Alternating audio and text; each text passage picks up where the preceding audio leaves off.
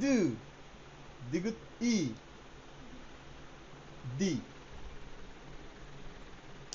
দিগুত দিগুত আ, দা, দিগুত ইয়া, দিয়া, দিগুত অ, দ, দিগুত ইয়, দিয়, দিগুত ও, দো, দিগুত ইয়ো, দিও, দিগুত উ, দু, দিগুত ইউ, দিউ, দিগুত উ, দু, দিগুত ই, দি।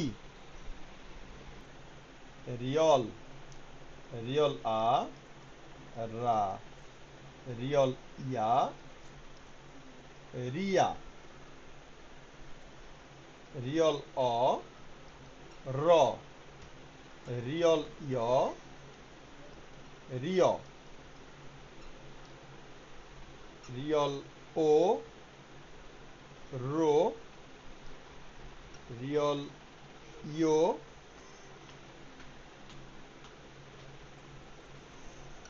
দুঃখিত, রিয়ল উ, রু, রিয়ল ইউ, রিউ, রিয়ল উ, রু, রিয়ল ই, রি। কি দাঁড়াচ্ছে? রিয়ল আ, রা, রিয়ল ইয়া, রিয়া, রিয়ল অ, র, রিয়ল ইয়, রিয়, রিয়ল ও, রো, রিয়ল ইও, রিও, রিয়ল উ, রু, রিয়ল ইউ, রিউ, রিয়ল উ, রু, রিয়ল ই, রি। ওকে।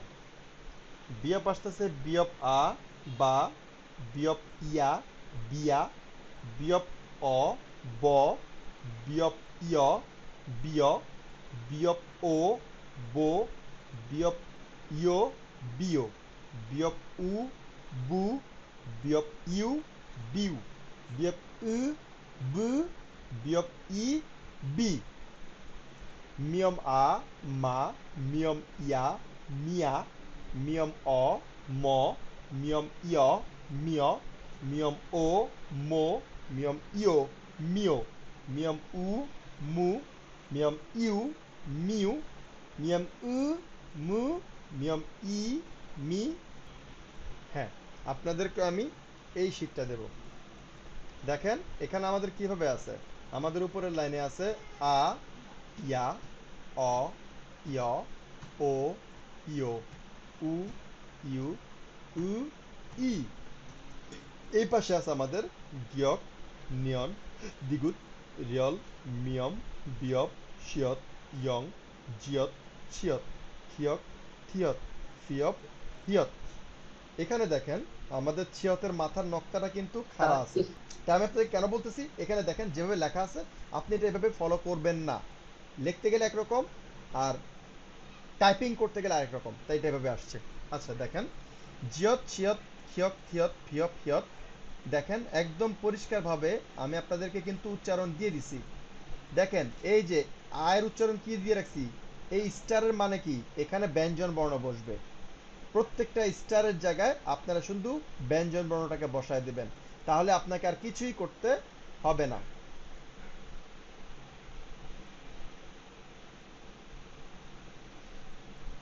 দেখেন প্রত্যেকটার মধ্যে আপনার স্টার দেওয়া আছে, স্টারের জায়গায় আপনি শুধু ব্যঞ্জন বর্ণটাকে বসাবেন, দ্যাটস ইট। আপনাকে বাড়তি কিছুই করতে হবে না। ব্যঞ্জন বর্ণটা কি হবে আমি পাশে লিখে দিছি। যেমন গিয়ক আ, আপনি পড়তে চাইলে খা পড়তে পারেন, তবে গিয়ক বললেই গটা আপনার সহজেই মুখে আসে। তো আপনাকে আমি জানাই দিচ্ছি এটা প্রথমে বসলে খ হবে, এটার কোনো ব্যত্যয় নাই, এটা চেঞ্জ হবে না। প্রথমে বসলে এটা অবশ্যই খ হবে, মাঝে বা শেষে বসলে গ হবে। এখন আমাদের এখানে উচ্চারণের স্বার্থে যেহেতু আপনারা একদম বেসিক লেভেলে আছেন, আপনি এটাকে গ ধরেই পড়েন। যখন আপনি একটু ভালো অবস্থায় চলে যাবেন, প্র্যাকটিস করতে করতে আপনি অভ্যস্ত হয়ে যাবেন, তখন আপনি এটাকে পড়বেন গিয়ক আ, খা, গিয়ক ইয়া, খিয়া। আপনার পড়তে সমস্যা হবে না, কিন্তু এখন আপনি এটাকে গ ধরেই পড়েন, কারণ আপনার জন্য এটা সুবিধা হবে। মানে গিয়ক বললে গটা মুখে চলে আসে, এই জন্য গিয়ক আছে গ, গিয়ক আগা, এভাবে দেখেন নিয়নের উচ্চারণ, দ্বিগুত উচ্চারণ, রিয়ল, মিয়ম, বিয়পের উচ্চারণ আমি সব সুন্দর করে দিয়ে দিচ্ছি। দেখেন ইয়ং, ইয়ং এর জায়গায় কিন্তু আমি বলে দিয়েছিলাম ওর মূল বর্ণ হিসাবে কিন্তু কোনো উচ্চারণ নাই। তাহলে কিন্তু ওইখানে পুরোটাই খালি। যদি পুরোটা খালি হয় তাহলে কি হবে? তখন আপনাদেরকে বলে দিয়েছিলাম এরা এদের অরিজিনাল রূপে, স্বরবর্ণ এদের অরিজিনাল রূপে বসবে। ইয়ং আ উচ্চারণ হবে আ, ইয়ং ইয়া ইয়া, ইয়ং অ ইয়ং অ অ, ইয়ং ইয় ইয়, ইয়ং ও ও, ইয়ং ইয়ো ইয়ো, ইয়ং উ উ, ইয়ং ইউ ইউ, ইয়ং উ উ, ইয়ং ই ই। দেখেন ইয়ং বসার কারণে স্বরবর্ণের কিন্তু উচ্চারণে কোনো চেঞ্জ হয় নাই। এখানে একটা মজার বিষয় আছে এবং গুরুত্বপূর্ণ একটা ফ্যাক্ট আছে। ফ্যাক্টটা হচ্ছে আপনাদেরকে আমি যখন বলবো ভাচ্চিমের পরে যদি স্বরবর্ণ থাকে তাহলে ভাচ্চিমের উচ্চারণ এমন হবে, বা ভাচ্চিমের পরে যদি অমুক স্বরবর্ণ থাকে তাহলে এটা এভাবে চেঞ্জ হবে, এই কথাগুলো আপনারা সামনে শুনতে পাবেন। আমরা যখন ভাচ্চিমের নিয়ম পড়াবো, ভাচ্চিমের উচ্চারণ অনেক জায়গায় চেঞ্জ হয়, অনেকভাবে নিয়ম পরিবর্তন হয়। তখন আমি যখন বলবো মূল বর্ণ ভাচ্চিমের পরে যদি স্বরবর্ণ থাকে তা বা মূল বর্ণে যদি স্বরবর্ণ থাকে, এই কথাটার মানে কি? স্বরবর্ণ থাকার মানে হচ্ছে আপনাকে বুঝে নিতে হবে ইয়ং আ, ইয়ং সাথে আ আছে, ইয়ং এর সাথে ইয়া আছে, এগুলোকে আমরা বলি স্বরবর্ণ। আমরা ইয়ংকে গণায় ধরি না, ওটাকে আমরা বলি স্বরবর্ণ। তা আমি যখন বলবো ভাচ্চিমের পরে যদি স্বরবর্ণ থাকে আপনাকে বুঝে নিতে হবে ভাচ্চিমের পরে ওখানে আছে ইয়ং আ, ইয়ং ইয়া, ইয়ং অ, এই টাইপের কোনো একটা ক্যারেক্টার ওখানে আছে। স্যার এখানে কি আমরা ওয়ার্ড গুলা লিখবো নাকি উচ্চারণ লিখবো? আপনাকে আমি মাত্রই কিন্তু বলে দিয়েছি আপনারা দুইটা পেজ আচ্ছা প্রিন্ট সরি করবেন। স্যার, ঠিক আছে ঠিক আছে, একটার বুঝছি। মধ্যে আপনারা কোরিয়ানটা লিখবেন, প্রত্যেকটা ঘরে কোরিয়ান ব্যঞ্জন বর্ণের সাথে স্বরবর্ণ, যেভাবে আপনাদেরকে লেখা দেখাইলাম ব্যঞ্জন বর্ণের সাথে স্বরবর্ণ লিখবেন। আরেকটার মধ্যে আপনারা শুধু এই বক্সে যদি আপনার এই ব্যঞ্জন বর্ণ যেটা বসতেছে তার উচ্চারণ কি হবে সে উচ্চারণটা লিখবেন। আমি বুঝতে পারছি নিশ্চয়ই? জি স্যার, ধন্যবাদ। ফাইন, এটা হচ্ছে আপনাদের জন্য কাজ। ইয়ং তো একটা ব্যঞ্জন বর্ণ, আপনাদেরকে আমি বারবারই বলতেছি ইয়ং কিন্তু ব্যঞ্জন বর্ণ, ওকে আপনি ফেলে দিতে পারবেন না। আমরা যেখানে স্বরবর্ণ লিখতেছি আ, ইয়া, প্র্যাকটিক্যালি যখন আপনারা শিখতে যাবেন এর সাথে আপনাকে ইয়ং ব্যবহার করতে হবে। আপনাদেরকে যখন আমি বই দেব আপনারা বইয়ের মধ্যে দেখবেন ওরা স্বরবর্ণের সাথে ইয়ং এর সাথে আ ব্যবহার করছে, ইয়ংটাকে ব্যবহার করছে, ইয়ংকে ওরা বাদ দেয়নি। আমরা তো শুধু আ ইয়া লিখে গেছি, যেমন এখানে আমরা দেখেন আমরা উপরে আ ইয়া শুধু শুধু লিখে গেছি, কিন্তু কোরিয়ানরা কখনোই এভাবে আপনারা লেখে না। ওরা শেখানোর সময় হইলো ওরা সামনে একটা ইয়ং বসাবে, ইয়ং বসায় বসায় এগুলো এগুলো লিখবে এবং আপনাদেরকে এভাবে স্বরবর্ণ শিখাবে। কিন্তু এখন ইয়ং বসালে আপনাদের মধ্যে কনফিউশন তৈরি হতে পারে, তাই আমরা বাংলাদেশে এভাবে শিখাই না, আমরা আলগা আলগা করে শিখাই। কিন্তু কোরিয়ানরা কিন্তু ইয়ং ব্যবহার করে।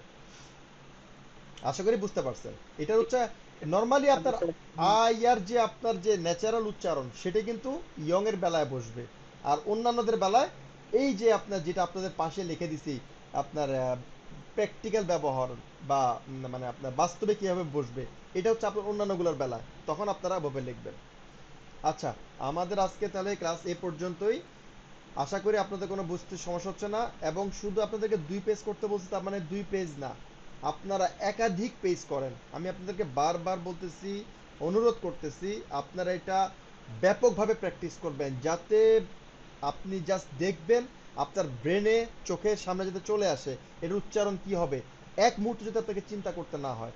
মাইন্ড ইট, যদি আপনি এটা পড়তে পারেন, ঠিকমতো শিখতে পারেন, তাহলে কিন্তু বই পড়তে গেলে কিন্তু আপনি দেখবেন একদম স্মুথলি পড়তে পারবেন, আপনাকে আহ, উস্টা খাইতে বা বা কি বলে হোঁচট খাইতে হবে না। আর যদি আপনি এটা প্র্যাকটিস ঠিকমতো না করেন বই পড়তে গেলে কিন্তু আপনাকে হোঁচট খাইতে হবে। সো এই হলো গিয়ে কথা, যে আপনারা একাধিকবার পেজ লেখেন, প্রিন্ট করেন, একাধিকবার প্রিন্ট প্র্যাকটিস করেন। আশা করি আমি আপনাদেরকে সবাইকে বুঝতে পারছি। তাহলে আজকে এই পর্যন্তই, আর কারো যদি কিছু বলার থাকে বলতে পারেন, নয়তো আজকে আমি ক্লাসটা ক্লোজ করবো ইনশাল্লাহ। তাহলে এটা কি আমরা পিডিএফ আকারে পাবো? হ্যাঁ, পিডিএফ আকারে আপনাদেরকে দেবো। Okay sir. ওকে, তো এই পর্যন্তই, আল্লাহ হাফেজ, ভালো থাকবেন। ওকে স্যার, আসসালামু আলাইকুম। ওয়ালাইকুম আসসালাম। ওয়ালাইকুম আসসালাম ওয়া রাহমাতুল্লাহ।